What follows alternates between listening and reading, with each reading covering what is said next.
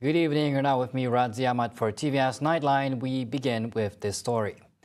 Sarawak is taking a major step to improve connectivity in its northern corridor with the 3.8 billion ringgit Miri Marudi Mulu Long Panai Long Lama or MMMLL road project. Premier Dato' Patinggi Tan Sri Abang Joritun Openg says the 142-kilometer highway, fully funded by the state, is expected to boost the region's economy and tourism sector, while also providing local communities with easier access to essential services and infrastructure. Construction is scheduled to be completed within 48 months, with full operation targeted by 2030. The Premier says the road could increase visitor numbers to Mulu to as many as 2 million, creating new economic opportunities for rural communities, including small tour operators and local service providers. Sebagai menteri yang pernah menjaga pelancongan, kita mempunyai masalah untuk para pelancong dunia datang ke Mulu disebabkan window kapal terbang hanya lebih kurang 2 jam. Kalau you datang pukul 11 boleh, tapi sebelum itu adalah cloud. Lepas itu jam 2 sudah ada cloud. Sebelum lagi burung yang keluar. Jadi maknanya international tourists will got problem of connectivity. Kerana mereka adalah satu package. Kalau dia miss one flight, the whole yang punya perjalanan akan disrupted. Maka perkara ini ia menjadi lebih senang untuk mereka mempunyai package untuk melawat Mulu. He adds that improved connectivity would not only support tourism, but also strengthen agricultural activities, logistics, and community well-being. Kesan yang lain ialah dari sudut ekonomi, di mana masyarakat boleh menggunakan tanah mereka untuk sektor pertanian. Dan they can have downstream activities of agriculture where they can export through Miri. The other one which is very important is sakit hangat. If you need medical attention, you just can drive to Miri to get treatment.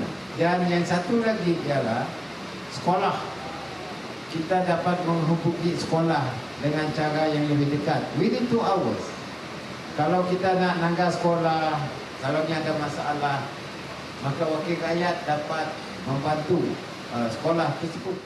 The MMMLL alignment will feature modern engineering solutions, including elevated sections suitable for peatland and hilly terrain, along with 9 major bridges and 14 minor bridges.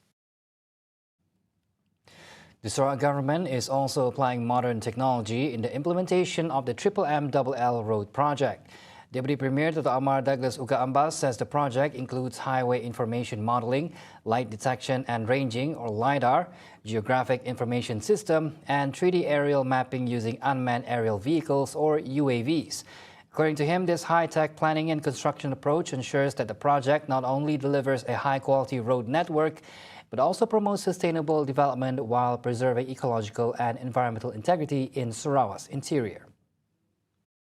Projek ini adalah satu projek yang cukup moden, menggunakan teknologi yang baru, menggunakan cara yang baru, dan juga kita mengambil kira matlamat post-COVID 2030, iaitu menentukan by 2030 kita maintain environmental sustainability di kawasan kita di Sarawak. Oleh itu, jalan ini akan melalui pit area, akan melalui Gunung Ganang. Maka dasar yang akan dilaksanakan nanti adalah menentukan penebangan pokok, merosakkan alam sekitar akan minimum. Maka mereka akan cadangkan kita akan buat elevated road. Saya baru balik dari China melihat berapa cantik elevated road. He adds that the use of modern technology will improve planning efficiency in sensitive areas, reduce field survey time, and minimize safety risks as well as environmental impact. In other news, the 8th ASEAN International Film Festival and Awards, AIFA, at the Sheraton Hotel featured an evening of glamour and excitement. The star premier himself graced the gala dinner tonight, bringing added prestige to this regionally celebrated occasion. For the latest on the gala, our reporter Lorenzo Isaac is on the line. Go ahead, Lorenzo.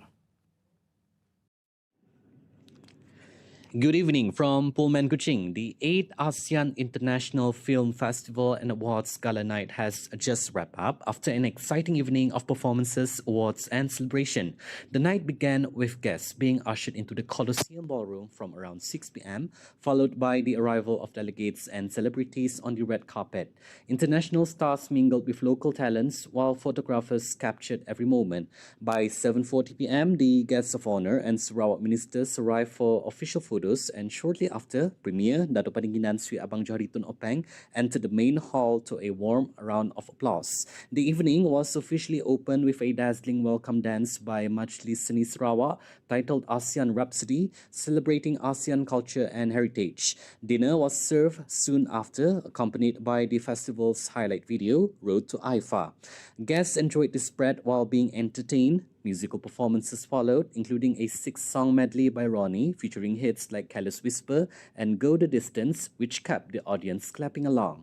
A pre-recorded welcome message from the Premier highlighted ASEAN cinema and the festival role in promoting regional arts and culture. The awards segment then took over the stage, with Tony Yusof hosting and presenters announcing categories from Best Screenplay to Best Film Editing and Best Cinematography. Recipients delivered heartfelt acceptance speeches as the audience applauded. International performances including Vince Chong, Mimi Fly and Rove Sahayanaya entertained the crowd with musical medleys and popular hits, adding glamour and excitement to the gala. Later, the Premier, alongside the Minister of Tourism and the AIFA Executive Director, presented the prestigious Lifetime Achievement Award, followed by the ASEAN Inspiration Award, recognizing significant contributions to the region's film industry. The evening concluded with a performance by M. Nasir, captivating guests with Mentera Semerah Padi, and the Premier and VIPs attained participants, sponsors and attendees. By the end, it was clear that AIFA 2025 had successfully celebrated ASEAN cinema, fostering connections and shining a spotlight on regional talent. Reporting live from Pullman, Kuching, I'm Lorenzo Isaac. Back to you in the studio, Razi Ahmad. Thanks, Lorenzo, for the update. We'll be right back after this break.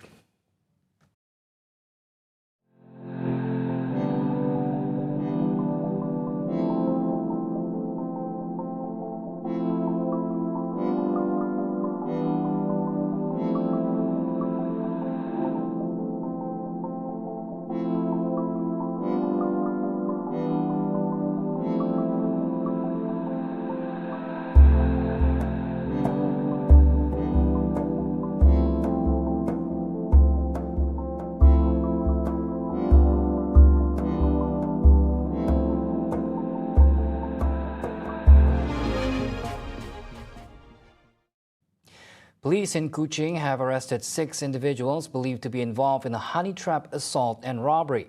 Authorities say the modus operandi involves a woman luring a man through the MeChat app, only for him to be ambushed by her accomplices. According to the Kuching District Police, the arrests of 4 men and 2 women were made during a series of early morning operations on November 14th between 3 a.m. and 8:30 a.m. across 4 locations in the city. The case began when a 23-year-old man reportedly met a woman he had connected with through MeChat at a hotel. 2 men then confronted him, claiming to be the woman's husband and cousin, before assaulting him. The victim was allegedly beaten with a chair, threatened with a knife, and forced to hand over 500 ringgit. He also lost his identification card, debit card, car keys, and mobile phone. All 6 suspects have been remanded for 7 days until November 21st, as investigations continue under Sections 395 and 397 of the Penal Code for gang robbery and armed robbery.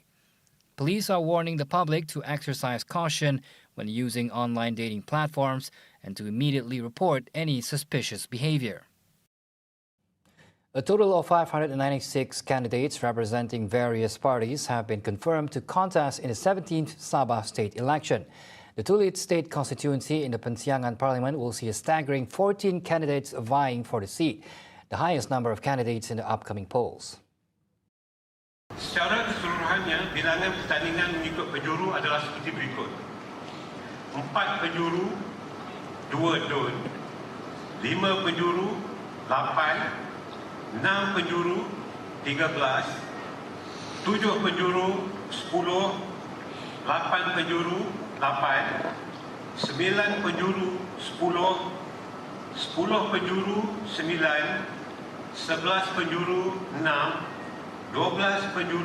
2, 13 penjuru 4 dan 14 penjuru 1 dun.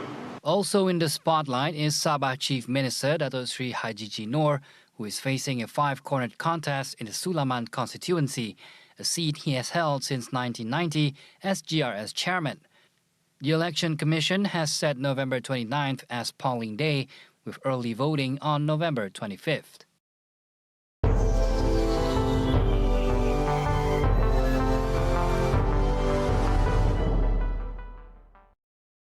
The United Nations Security Council on Monday will vote on a resolution endorsing U.S. President Donald Trump's Gaza peace plan. Last week, the Americans officially launched negotiations within the 15-member Security Council on a text that will follow up on a ceasefire in the 2-year war between Israel and Hamas and endorse Trump's plan.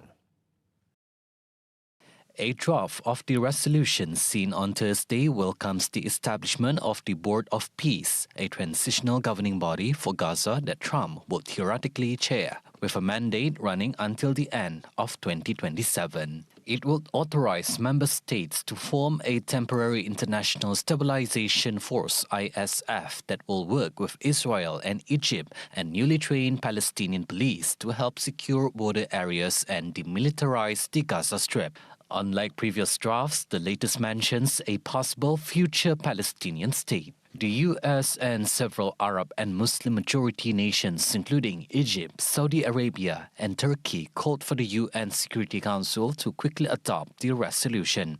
The U.S. has called the ceasefire fragile and warned Friday of the risks of not adopting its draft. While it seemed until now that Council members supported principles of the peace plan, diplomatic sources noted there were questions about the U.S. text, particularly regarding the absence of a monitoring mechanism by the Council, the role of the Palestinian Authority, and details of the ISF's mandate. Get all the updates you need all in one app. TVS Inspire brings you live updates on events, news, and programs. Available now on the Apple App Store and Google Play Store. TVS Inspire, world on your screen, anytime, anywhere.